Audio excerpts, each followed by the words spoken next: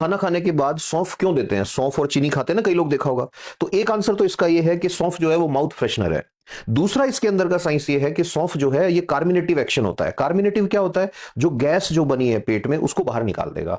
तीसरा इसका scientific answer ये है कि खाना खाने के बाद सौंफ इसलिए खाना चाहिए कि एंटी स्पास्मोडिक होता है। एंटी स्पास्मोडिक का मतलब पेट में ऐसे मरोड़े आते हैं वो नहीं आने देता, ये स्मूथ मसल्स जो है उनको रिलैक्स कर देता है।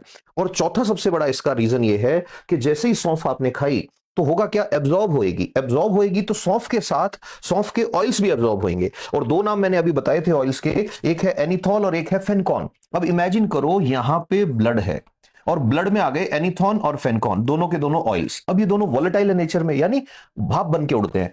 तो ये भाप बन के उड़ने की कोशिश करेंगे लंग्स एरिया में।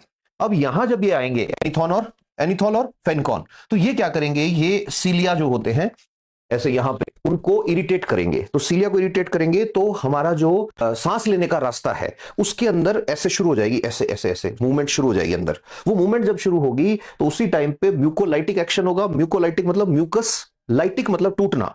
तो वो जो जमा हुआ है अंदर, जिसको आम आदमी कफ कह देता है, वैसे स्पुटम होता है। कई लोग बोलते हैं कि इसको खांसी हो रखी है और कफ भी आता है। खांसी को ही कफ बोलते हैं, कफ की बजाय यू शुड से कि स्पुटम हो रखा है, म्यूकस सिक्रीशन हो रहा है बहुत ज्यादा। तो अब क्या होगा? वो जो ऐसे ऐसे वाली फीलिंग आएगी आदमी को, और उसके साथ लिपट के ये जो अंदर जमा हुआ है ये सारा का सारा ऊपर आ जाएगा और यहां से आदमी उसको स्पिट कर सकता है, थूक सकता है।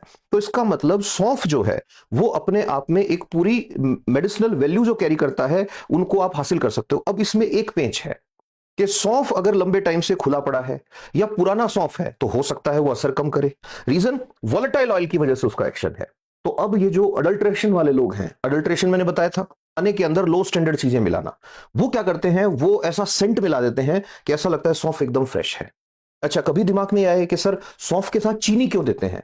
तो किसी आदमी की अगर कफ वाली प्रॉब्लम, जिसको आम आदमी कफ बोलता है, मैं यहां स्पुटम बोल रहा हूं बार बार, या म्यूकस डिपोजिशन बोल रहा हूं, वो ज्यादा होती है, तो उसके क्या होगा कि सिर्फ सौंफ दोगे उसको तो हो सकता है उसका गला छिल जाए। छिले नहीं, इसलिए उस पर कोटिंग होनी चाहिए। और किसी डॉक्टर से कभी बात करके देखना, best coating agent for this area, this track is sugar syrup. और शुगर सिरप कब बनेगा? जब आप सौंफ के साथ चीनी मिला के खाओगे उस टाइम पे। अब इसमें एक चीज और ऐड कर सकते हो, कभी कोई बात चले और चले, बाकी मेंस में तुम्हारे जो मेडिसिनल वैल्यू वाला आएगा उसमें इतना लिख दिया बहुत है, दो नाम याद रख लिए बहुत है।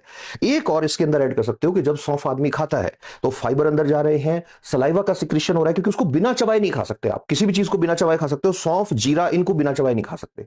वो जो है चबा रहे हो तो सलाइवा का सिक्रीशन हो रहा है और अंदर जाता है तो गैस्ट्रिन मैंने बताया था आपको डाइजेस्टिव सिस्टम के टाइम, उसका सिक्रीशन भी इंक्रीज करता है। मजे आ रहे हैं ना पढ़ने में?